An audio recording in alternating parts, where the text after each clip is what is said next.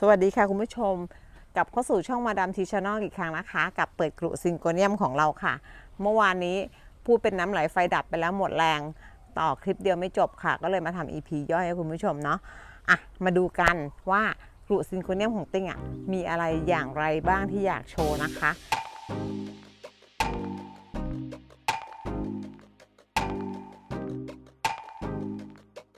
นี่อวดก่อนเลยต้นนี้ต้นแรกก็คือเจ้าซิงโกเนียมที่มีใบเขียวๆอย่างนี้ละค่ะเขาชื่อออริทัมค่ะออริทัมมีจุดเด่นก็คือน้องมีหูใหม่ๆเด็กๆก็อาจจะมีแค่3หูแค่นี้ค่ะพอโตขึ้นมาเนี่ยหูน่ารักเชียเหมือนเป็นติ่งหูออกมาแบบนี้นะคะสำหรับนักสะสมตัวนี้ก็เป็นตัวที่น่าเก็บตัวนี้ค่ะชื่อชายเพนเซ่นะคะหน้าใบก็คือมองแล้วมันจะเหมือนกับไอ้จุกตัวใบบุญนะหรือว่า frosted heart นะคะแต่ว่าจริงๆแล้วไม่ใช่มันจะเป็นคนละตัวกันตัวใบเขาจะออกเขียวกว่าแล้วเวลาเขาโตนะมันสามารถแบบว่ามีหูออกมาได้ด้วยแล้วก็ตัวนี้เป็นตัวที่ใหญ่มากนะถ้าเวลาเลี้ยงลงดินแล้วก็ความเก๋ก็จะอยู่ที่ก้านค่ะก้านก็จะมีสีแบบนวลๆออกบลูๆอันนี้เป็นตัวเดียวกันแต่ว่าเป็นด่างยังไม่เคยเอาไปโชว์ให้ใครดูเพราะกลัวไม่ได้กลัวอะไรนะกลัวเพื่อนมาขอแบ่งตัวนี้ค่ะชื่อว่าซิงโกเนียมก็อดซิลล่าจริงๆตัวนี้เป็นตัวที่โตช้านะคะเพราะว่าลักษณะใบเนี่ยเขาจะห่อมันจะมีตัวคล้ายๆกับไอ้เจ้าซิงโกเนียมอีกอันหนึ่งคล้ายๆ2อย่างไม่ใช่คล้ายๆอย่างเดียวมันจะมีลักษณะใบอย่างเงี้ยที่มันอยู่ในตระกูลอะโลคาเซียที่เขาเรียกว่าห่อเงินห่อทองนะอันนั้นก็ตัวหนึ่งกับอีกอันหนึ่งก็คือไอ้ตัวอีพีตัวหนึ่งนะคะที่มันเป็นพลูด่างแล้วก็มีใบห่อลักษณะแบบนี้มีหน้าตาคล้ายๆกันทำให้บางคนสับสนแต่ตัวนี้ค่ะเป็นซิงโกเนียมชื่อก็อดซิลล่าที่ชื่อก็อดซิลล่าเนี่ยจินตนาการเอาเองนะคะว่ามันมีลักษณะใบที่แหลมๆเหมือนหนามข้างหลังเจ้าตัวก็อดซิลล่าหรือเปล่าอันนี้อาจจะเป็นชื่อที่เรียกจากลักษณะตามลักษณะทางกายภาพของใบเขานะคะใบก็แข็งค่ะเวลาเคาะเนี่ยมันจะเสียงดังก๊อบแก๊บก๊อบแก๊บแบบนี้นะคะดูที่กลุ่มนี้ค่ะอยู่ในกลุ่มโพโดไฟลัมนะคะเจ้าตัวนี้เขาชื่อพิงค์แฟกเก็ตค่ะดูค่ะพิงค์แฟกเก็ตเนี่ยคือลักษณะของเขาก็คือจะมีพื้นใบเป็นสีเขียวผสมกับปื้นที่เป็นสีชมพูนะคะพิงค์แฟกเก็ตจะหน้าตาประมาณนี้แต่มีตัวคล้ายๆอีกกันหนึ่งนะคะอันนี้มีลักษณะด่างที่เป็นไม่ใช่เรียกว่าด่างมีลักษณะสีชมพูที่เป็นลักษณะเป็นชมพูปื้นๆแต่ว่าเจ้าตัวนี้ค่ะพิงค์สเปซค่ะลองดูค่ะความแตกต่างของเขาก็คือชมพูของเขาเนี่ยจะเป็นลายจุดๆเท่านั้นค่ะพิงค์สเปซจริงๆแล้วเขามีชื่อเล่นที่ติ้งตั้งเองอาจจะแลดูใจร้ายกับน้องไปหน่อยเรียกว่าน้องศพหมาเพราะตอนที่ได้มาสภาพแบบเป็นกระถางดินเก่าๆแล้วก็มีใบเขียวๆเล็กๆช้ำๆนะคะแล้วก็มีเห็นเราตอนที่เราไปซื้อเราเห็นแค่ว่าพื้นเขียวแล้วก็มีจุดชมพูแค่นั้นแต่แบบว่าพอเพื่อนๆมาเห็นเพื่อนทุกคนก็ถามว่าแกอะไรมาเลี้ยงเนี่ยทำไมหน้าตามันน่าเกลียดอย่างนี้นี่ซื้อต้นไม้อะไรมาเนี่ยเราก็เลยเรียกเขามาตลอดว่าน้องศพหมาคือตอนนั้นยังหาชื่อไม่เจอพอมาตอนหลังสวยงามขึ้นเจริญเติบโตขึ้นไม่นานอันนี้เลี้ยงเพิ่งจะได้แค่6 เดือนอันนี้ติ้งเลี้ยงลงดินไว้นะคะนี่ตัดยอดมาให้คุณผู้ชมดูว่าเอาหนีเพื่อนถ้าอะไรลงดินนะคือเอาหนีเพื่อนไม่งั้นเดี๋ยวเพื่อนหยิบไปหมดมิลค์คอนเฟกตี้ค่ะเป็นซิงโกเนียมมิลค์คอนเฟกตี้นะคะเนื้อใบจะเป็นพื้นใบนะคะจะเป็นพื้นสีออกนมเขาก็เลยเรียกว่าคำว่ามิลค์คอนเฟกตี้นะคะแล้วก็มีจุดเป็นสีชมพูแต่ว่าอีกตัวหนึ่งซึ่งคล้ายกันเขาเรียกว่าคอนเฟกตี้ค่ะความแตกต่างอยู่ตรงไหนคะมองทีละทีมองคนละทีปุ๊บคล้ายกันใช่ไหมคะลองเทียบค่ะพื้นใบของเจ้ามิลค์คอนเฟกตี้เนี่ยจะมีสีออกขาวส่วนเจ้าคอนเฟกตี้พื้นใบก็จะเป็นอมเขียวมองเห็นข้อแตกต่างไหมคะอันนี้เราไม่ได้มโนนะมันเป็นแบบนี้จริงๆอีกหนึ่งกลุ่มของโพโดไฟลัมนะคะซิงโกเนียมโพโดไฟลัมที่มีลักษณะคล้ายกันนะคะแล้วเราก็มาหาข้อเปรียบเทียบให้คุณผู้ชมดูก็คือเจ้าต้นนี้ค่ะต้นนี้ก็คือเกรโกสค่ะเกรโกสก็คือลักษณะเด่นของเขาคือพื้นใบจะเป็นออกสีเขียวอมเทาค่ะมีจุดเขียวประปรายนิดหน่อยน้อยมากค่ะกับต้นนี้ที่มีลักษณะคล้ายกันค่ะเขาชื่อกรีนสเปรสค่ะกรีนสเปรสเนี่ยคือก็จะมีปื้นเขียวกระจายอยู่ทั่วทุกใบนะคะตัวนี้จริงๆแล้วติ้งชอบเขาตรงที่ว่าความเก๋ของเขาคือเราเป็นคนไม่ค่อยชอบไม้สีชมพูมากมั้งเราชอบไม้ที่แบบว่าแลดูแล้วมันแลดู มอมแมมมันมีความเท่เหมือนกับกางเกงลายทหารที่มันเป็นลายพรางอ่ะมันไม่สวยหวานเนาะเขาก็จะแบบหน้าตาแบบแลดูแข็งแรงแล้วเนื้อใบก็หนาแข็งแรงด้วยค่ะ2ตัวนี้ก็เป็นอีกตัว2ตัวโปรดของเราเหมือนกันอีกต้นหนึ่งของโพโดไฟลัมที่มีสีเขียวแล้วก็มีลวดลายที่มีความเป็นยูนิคมีความเป็นเฉพาะตัวนะคะก็คือเจ้าตัวนี้ค่ะเขาชื่อซิงโกเนียมบาติกค่ะเจ้าตัวนี้ที่ติ้งชอบเป็นพิเศษเนี่ยคือตอนที่เริ่มเห็นไหมตอนที่เริ่มเลี้ยงค่ะความที่ว่าเราเองชอบอันนี้กระหนกลายไทยค่ะด้วยลวดลายใบของเขามันสวยแต่เจ้ากระหนกลายไทยเนี่ยส่วนใหญ่จะเข้าใจว่าเขาเป็นซิงโกเนียมแต่จริงๆแล้วเขาไม่ใช่ซิงโกเนียมค่ะเมื่อมีลายใบสวยแต่ว่าก็เลี้ยงยากเหลือเกินขยายพันธุ์ก็ยากใช่ไหมพอบังเอิญติ้งไปเจอเจ้าตัวนี้ซึ่งมีลวดลายเอาหน้าพอใช้แทนกันได้ถึงจะเป็นของก๊อปปี้แล้วก็เลี้ยงง่ายใช่ไหมคะจัดส่วนได้เลี้ยงง่ายโตเร็วตอบโจทย์ได้ติ้งก็เลยสะสมเจ้าต้นซิงโกเนียมบาติกเนี่ยค่ะเจ้าต้นนี้ก็คือโพโดไฟลัมเรสปอร์ตค่ะบางต้นนะคะพื้นใบก็จะออกเป็นเขียวบางต้นพื้นใบก็จะเป็นเขียวอมน้ำตาลค่ะตัวนี้มี2สีก็คือเป็นเขียวกับชมพูนะคะตัวนี้มีสีเดียวค่ะเป็นเรสปอร์ตที่เป็นอีกวาไรตี้หนึ่งของตัวเรสปอร์ตดีกว่าติ้งไม่รู้จะเรียกยังไงบางทีตัดไปเนี่ยไอ้สีเขียวเนี่ยมันหายมันเหลือแต่สีชมพูอย่างเดียวนะคะอีกอันนึงก็คือเป็น Red Spot Tricolor ค่ะตัวนี้ก็เป็นตัวด่างนะพอเป็นตัวด่างปุ๊บก็จะมี3สีนะคะ Tricolor ก็คือ3สีมีเขียวมีชมพูแล้วก็มีขาวค่ะอันนี้ถ้าเวลาเขาทุกตัวนะคะถ้าหากว่าเวลาเขาเลี้ยงอยู่ในประเทศที่มันมีอากาศค่อนข้างเย็นก็จะให้สีจัดต้นไม้บางอย่างนะคะอยู่เมืองไทยเนี่ยสีสันก็ไม่ฟูลคัลเลอร์มากมายไม่คัลเลอร์ฟูลมากมายนะคะเมื่อกี้หยิบพิงค์แฟกเก็ตมาให้ดูใช่ไหมคะก็เลยหยิบตัวนี้มาฝากอีกหน่อยหนึ่งอันนี้ไม่ใช่พิงค์แฟกเก็ตอาจจะเป็นกรีนแฟกเก็ตไม่ใช่ค่ะได้มาในชื่อของแฟกเก็ตเฉยๆค่ะอันนี้เป็นไม้ที่เพื่อนชาวอินโดแบ่งมาให้ปลูกค่ะคือเอาตัวเนี้ยแบ่งมาให้เราเลี้ยงแล้วก็เดี๋ยวมาขอแบ่งต้นไม้ที่สีสวยๆจากเราไปเลี้ยงเชื่อเถอะเชื่อแผนนั้นต่อเมาเพื่อนมาที่เจ้าตัวนี้ค่ะเป็นชื่อทางการค้านะคะซึ่งเราเรียกตามลักษณะของต้นไม้ค่ะเขาชื่อ Silver Narrow ค่ะก็คือมีทรงใบที่เป็นทรงยาวแล้วก็ลายใบเป็นสีเงินนี่เจ้า Silver Narrow นะคะก็อย่างที่ติ้งเคยบอกว่าเขาสามารถเปลี่ยนรูปเชฟใบนะคะเพื่อนในกลุ่มซิงโกเนียมใช่ไหมคะนี่เห็นไหมหน้าตามันก็จะผิดเพี้ยนเปลี่ยนไปได้ค่ะเวลาเขาโตเต็มที่เนี่ยค่ะเขาก็จะเริ่มมีหูออกหูกลางแบบนี้แต่ว่าลักษณะของเจ้า Silver Narrow เนี่ยนะคะเขาไม่ค่อยจะเป็นไม้ต้นเดียวเขาจะออกหน่อเก่งจะเป็นแบบว่าเขาเรียกว่าอะไรเป็นบุชชี่เนาะก็จะโตขึ้นมาเป็นกอก็คือลักษณะคือแตกหน่อเก่งใช่ไหมก็ขยายข้างออกไปเรื่อยๆก็เลยไม่ค่อยเห็นใบที่มันจะเป็นทรงที่มันเต็มฟอร์มตอนโตนะคะตัวนี้ค่ะเขาเรียกว่ามินิพิกซี่ค่ะก็หน้าตาน่ารักดีใบแข็งๆนะคะแล้วก็ใบเล็กๆอันนี้มินิพิกซี่แล้วก็มันจะมีซูเปอร์มินิพิกซี่อีกนะคะคือใบมันจะจิ้วมากเลยแต่ก็ไม่รู้ว่าเขาจะเป็นซูเปอร์มินิจริงๆหรือเปล่าเพราะว่าถ้าเลี้ยงดีๆนะคะเขาก็อาจจะโตขึ้นได้คือต้นไม้ในกลุ่มเอรอยเนี่ยนะคะบางอย่างมันก็จะมีอยู่นิดนึงว่าพอเวลาเรายังไม่เคยเห็นเขาในรูปแบบที่มันเป็นเมเจอร์ฟอร์มเนาะเราก็เลยอาจจะเข้าใจไปว่าเขาจะเป็นหน้าตาแบบนี้ซึ่งถ้าหากว่าเป็นขนาดที่เขาโตเต็มวัยของเขาจริงๆเขาก็อาจจะมีรูปร่างหน้าตาที่เปลี่ยนไปเพราะงั้นอันนี้คือติ้งไม่เคยเห็นจริงๆในช่วงเวลาที่ว่าเขาโตเต็มฟอร์มของเขาคือเราไม่ได้เห็นได้หมดทุกต้นนะคะคือต้องเลี้ยงปล่อยเลี้ยงทิ้งนานๆจริงๆแล้วอยู่ในสภาพแวดล้อมที่มันเหมาะจริงๆอย่างนั้นก็อาจจะได้เห็นโตเต็มฟอร์มบ้างบางต้นนะคะและนี่ก็คืออีกหนึ่งของโพโดไฟลัมที่ชื่อทีคิงค่ะเนาะทีคิงโดยปกติหน้าตาหลักๆเนี่ยค่ะเขาก็จะเป็นประมาณแบบนี้นะคะก็คือมีลักษณะใบที่เป็นสีเขียวแล้วก็มีลายด่างสีขาวปนเทาค่ะทีนี้เวลาเราตัดไปนานๆก็อาจจะได้ความผิดเพี้ยนซึ่งมันก็ไม่ได้แน่นอนนิ่งนะคะมันก็อาจจะมีการสลับไปสลับกลับนะคะขาวเพิ่มขึ้นมีลายที่มันแปลกไปมากขึ้นค่ะเห็นไหมคะ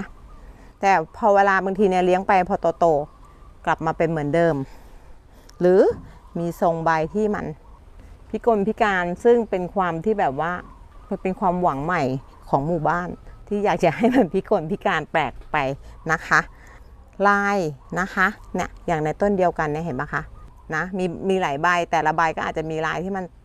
แตกต่างกันไปอยู่ในต้นเดียวกันเพราะงั้นต้นไม้ที่มันมีลักษณะลายด่างเนี่ยนะคะการด่างตามธรรมชาติของเขาก็จะกลิ้งไปกลิ้งมาอยู่ในนี้ค่ะถ้าหากว่าจะให้แน่ใจว่าเป็นวาไรตี้ใหม่ของกลุ่มนี้นะคะก็ต้องให้มันมีความแตกต่างที่ชัดเจนก่อนนะแล้วเราค่อยเข้าใจว่ามันเป็น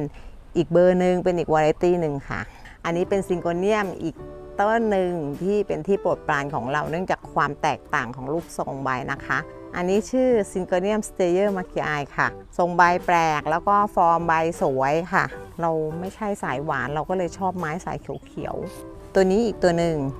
น้องใบบุญนะคะเป็นมาโครไฟลัมค่ะชื่อทางการค้าก็ชื่อ Frested Heart นะคะ Frested ที่แปลว่าฝ้าหรือว่าใบเขามีฝ้าๆลอยๆหรือเปล่าไม่ใช่ฝ้าบนหน้านะฝ้าลายๆที่ใบอย่างนี้นะคะดูที่ใบไม้นะไม่ใช่มาดูที่หน้าเราเดี๋ยวจะเห็นฝ้าเราแล้วก็มาต้นนี้ค่ะต้นนี้ชื่อขาไก่ของเราชื่อแองกัสตาตัมค่ะแองกัสเนี่ยจริงๆแล้วต้นนี้เป็นต้นที่ด่างนะคะแต่ว่าเลี้ยงดีแม่เลี้ยงดีหนูก็เลยไม่ด่างหูควายหน้าเก๋ของเขานี่จะเป็นแบบนี้อันนี้ซิงโกเนียมเอริโตไฟลัมค่ะก็คือเจ้าพลูอินโดนะคะแต่ว่าเรียกพลูไม่ใช่พลูจ้ะหลังใบเป็นสีแดงโดดเด่นนะคะหน้าใบเป็นสีเขียวเข้มใช้จัดสวนได้ดีมากค่ะตัวนี้เลี้ยงในบ้านได้เลี้ยงอินดอร์ได้นะคะแต่ก็อย่าลืมหลักการเลี้ยงต้นไม้อินดอร์นะคะต้นไม้ทุกชนิดต้องการแสงมากแสงน้อยก็ยังต้องการแสงอยู่ดีนะคะเอาออกมาหมุนเวียนถ้าสมมติว่าคุณอยากเลี้ยงในบ้านอันนี้ก็คือน้องพิงค์สปอตค่ะนี่นะคะพิงค์สปอตที่ก่อนที่จะสปอตเลเวล1 2นะคะอันนี้เพี้ยนนิดๆหน่อยๆอย่าไปใส่ใจเยอะค่ะถ้าคิดมากขนาดนั้นเดี๋ยวจะเสียตังค์เพิ่มนะก็คือดูความแตกต่างให้เคลียร์ก่อนนะคะกับการที่ว่าเราจะไปจ่ายต้นไม้ในราคาอีกเบอร์หนึ่งที่มันพิลึกกึกกือแพงเกินไปอันนี้ไม่จำชื่อไม่ได้เขาเรียกอมทองอ่ะคือเราชอบว่าสีใบเขาแบบว่าแลดูเหลืองส่งมีออร่าดีแล้วก็มีเส้นใบที่เป็นสีชมพูนะคะเราชอบเราก็เลี้ยงของเราไปเรื่อยอันนี้ค่ะเพิ่งจะมีอยู่ไม่นานค่ะตัวนี้เป็นไม้นำเข้ามาจากทางฮอลแลนด์นะคะเขาก็จะชื่อว่าโมจิโต้ค่ะโมจิโต้เนี่ยก็คือลักษณะใบคือเป็นพื้นเขาเรียกขาวไหมมันเขียวอ่อนอะมันเป็นพื้นจะเป็นขาวแล้วก็มีจุดสีเขียวนะคะแล้วก็กระจายประหน้าตามอมแมมไปทั่วใบนะคะอันนี้โมจิโต้นี่จริงๆแล้วทางแถบฮอลแลนด์จะปลูกเยอะพวกนี้ก็จะเป็นไม้นำเข้าทีนี้เรามาดูตัวใหม่ๆมั้งค่ะตัวนี้ก็คือพิงค์แซลมอนค่ะพิงค์แซลมอนเนี่ยค่ะตัวติ้งเองเพิ่งจะได้มาสักประมาณปีกว่าๆนะแล้วก็ได้มาแบบจิ้วมากๆเลยคือไปงานต้นไม้นะที่ต่างประเทศแล้วก็ได้มาอันนี้ได้มาจากไต้หวันก่อนที่จะมีโควิดนี่แหละติ้งไปมาเป็นประเทศสุดท้ายที่เดินทางค่ะแล้วก็ได้พิงค์แซลมอนมาจากงานก็ได้มาจิ๋วมากๆเลยคือเหมือนกับว่าเขาเป็นคอลเลกเตอร์เขาเป็นนักสะสมแล้วเขาก็เอาต้นไม้พวกนี้ค่ะดูหน้าตานะคะมาเลี้ยงมาขายในงานนะคะลักษณะของพิงค์แซลมอนคือเนื้อใบก็จะเป็นขาวอมเขียวนวลนะคะแล้วก็มีสีชมพูอมส้มค่ะซึ่งติ้งก็ไม่ทราบตอนที่ได้มาติ้งก็ไม่ทราบว่าเขามีชื่อเรียงเสียงอะไรนะคะจนมีโพสรูปโชว์เพื่อนก็เลยมาถามหาพิงค์แซลมอนเราก็ต้นอะไรของเขาก็เลยส่งรูปมาให้เราดูว่าโอเคต้นนี้คือพิงค์แซลมอนนะพิงค์แซลมอนตอนนี้ราคายังแพงอยู่เนื่องจากว่า1เป็นของใหม่น่าจะเป็นของใหม่มากๆเนื่องจากไม่มีจำนวนเยอะนะคะไม่มีจำนวนเยอะแล้วก็ลักษณะของการปลูกเลี้ยงเนี่ยค่ะที่ติ้งได้มาก็จะช้ากว่าตัวอื่นสักหน่อยหนึ่งไม่ได้เรียกว่าช้าแบบไม่ขยับไม่ได้แบบเต่านะแต่ว่าถ้าเทียบกับตัวอื่นเขาโตช้ากว่าค่ะอันนี้ก็คือเจ้าแพนด้าค่ะตัวนี้เป็นซิงโกเนียม สัญชาติยุโรปมั้งคะคือได้มาจากทางยุโรปอะค่ะแต่ว่าก็ยังมีราคาแพงเนื่องจากว่าแถบยุโรปเขาก็นิยมตัวนี้อยู่ค่ะก็มีลักษณะเป็นพื้นเขียวจุดขาวนะคะบางทีก็คือจะเป็นลักษณะการด่างเนี่ยเป็นขาวเป็นวงนะคะเหมือนหมีแพนด้ามั้งคะเขาเรียกอันนี้เป็นชื่อทางการค้าที่ทางยุโรปเรียกแบบนี้เลยนะซิงโกเนียมแพนด้าตัวนี้ติ้งก็เพิ่งจะมีอยู่แค่นี้แหละไม่ได้มีเยอะเสร็จแล้วก็มาต้นนี้ค่ะสตรอเบอรี่ไอซ์จริงๆแล้วเนี่ยค่ะเป็นโพโดไฟรัมที่ต่างชาติชอบมากเนื่องจากว่าอย่างที่ติ้งบอกพอเวลาไปอยู่ในประเทศที่มีอากาศเย็นสีชมพูนางจะชมพูมากแต่ทีนี้พอเวลาต้นไม้ที่มันมีสีขาวเนาะมันเป็นด่างเนี่ยก็ต้องระวังเกี่ยวกับเรื่องการไหม้การเบิร์นซึ่งอันนี้มันเป็นเรื่องปกตินะคะบางคนได้ไปแล้วมันมีรอยนิดๆหน่อยๆก็ซื้อแล้วจะงองแงกันอะว่าแบบว่าไม้ขาวทำไมไม้ทำไมถึงมีรอยช้ำรอยแผลเป็นปกตินะคะของต้นไม้ด่างซึ่งไม่มีใครสามารถควบคุมได้ซึ่งคิดว่าคนขายก็อยากจะควบคุมได้ไม่อยากให้มันมีรอยแผลหรอกนะแต่ว่ามันเป็นเรื่องยากสำหรับไม้ด่างนะคะเนื่องจากว่าเขาไม่มีโคลอโรฟิลล์อันนี้ภาษาไทยเรียกออมเพชรค่ะถ้าชื่อทางการค้าที่เป็นสากลหน่อยก็คือเรียกว่าซิงโกเนียมสแครมเบอร์เอ็กค่ะซิงโกเนียมไข่คนคือลายมันจะมีสีของไข่แดงใช่ปะคะไข่เหลืองๆนี่แหละก็คือตีปนๆกันอยู่ในใบแบบนี้นะคะตัวนี้จริงๆมันเป็นไม้ที่มีมานานแล้วนะแต่ว่าออมเพชรเนี่ยไม่ว่าจะด่างหรือเขียวก็เป็นซิงโกเนียมที่ทำยากติ้งบอกเลยว่าเป็นตัวที่ทำยากเนื่องจากว่า 1. เน่าง่ายมากเวลาตัดขยายพันธุ์นะคะตัวเขียวนะตามท้องตลาดก็ยังหาได้ยากเลยคือคนเขาเลิกทำอ่ะคือป้าที่เขาเคยปลูกกันมาสมัยก่อนนะคะเขาก็เลิกทำไม้ตัวนี้กันไปแล้วเพราะว่ามันเอาใจยากแล้วก็เนื้อใบเขาแล้วก็ความทนต่อโรคเจ้าตัวเนี้ยขี้อ้อนสุดละคือชอบใบเป็นแผลเพราะงั้นพอเวลาเขาทำไม้ใบขายแล้วใบเป็นแผลเนี่ยเขาขายไม่ได้ต้นทุนมันเยอะเกินไปความเสียหายมันเยอะเกินไปเขาก็เลิกทำกันนี่เจ้าสแครมเบอร์เอ็กเนี่ยค่ะพอเวลาถ้าไม่มีด่างนะเขาก็ไม่ได้ว่าแพงอะไรมากมายแต่ถ้าพอเวลามีด่างแล้วเนี่ยบวกกับความด่างบวกกับความยากในการขยายพันธุ์นะคะมันก็เลยทำให้มีราคาสูงสักหน่อยหนึ่งค่ะตัวนี้ก็คือโพโดไฟรัมซิงโกเนียมโพโดไฟรัมนะคะไวท์วาริเกตค่ะไวท์วาริเกตก็คือเป็นตัวที่ด่างขาวนะเวลาตอนที่เขาเป็นเด็กก็คือใบก็จะเป็นรูปทรงสามเหลี่ยมธรรมดาอันนี้ก็คือต้นที่ติ้งตัดให้ดูเมื่อวานนี้แหละว่าหูเขามาเต็มทรงเต็มฟอร์มแล้วนะคะก็เลยมีลักษณะใบที่มีแฉกอันนี้เป็นตัวออเรียนะคะคือด่างเหลืองทีนี้มันมองบางทีมันจะยากไอ้ที่ว่ามันมีประเด็นว่าหลอกขายกันว่าด่างขาวเอาไปขายเป็นด่างเหลืองไอ้คนขายก็น่าตีมากเลยเอาสงสัยเอาไอ้ที่สีดองมะม่วงไปทาแล้วก็ไปหลอกขายเขาอะไรแบบนี้นะคะที่มันมีประเด็นกันคือจริงถ้าหากว่าเราเห็นต้นจริงๆไม่ได้ซื้อในเน็ตนะติ้งก็ไม่ได้ตามข่าวว่าเขาซื้อกันมายังไงคือเราสามารถมองได้ว่าลักษณะของใบที่มันเป็นสีใบจริงๆนะคะมันออกเป็นสีด่างมันออกเป็นเขียวอมเหลืองนะคะจริงๆตัวนี้มี2เบอร์ทำไมตัวนี้แพงกว่าตัวนี้เพราะว่าตัวนี้มันมีมานานนมมากมายแล้วนะคะแต่ว่าตัวนี้เพิ่งจะมีเข้ามาในเมืองไทยนะคะสักประมาณ 2-3 ปีก่อนนะคะตัวนี้มันคือตัวเดียวกันแต่ว่าพอเขาขยายพันธุ์นะมันก็เลยเกิดการด่างที่ผิดเพี้ยนของสีกลายมาเป็นด่างสีเหลืองต้นกำเนิดของเจ้าตัวนี้คือได้มาจากประเทศอินโดนีเซียนะคะคืออาจจะมีเกษตรกรของอินโดค่ะเขาตัดแล้วเขาได้ตาสีนี้มานะคะแต่ว่าการขยายพันธุ์มันก็ไม่ได้ยากนะคะถามว่ามันมีเปอร์เซ็นต์ที่จะกลับไปเขียวไหมมีค่ะแต่ว่า 80% ด่างค่ะซิงโกเนียมถ้าไม่ใช่ตัวสแครมเบอร์เอ็กนะ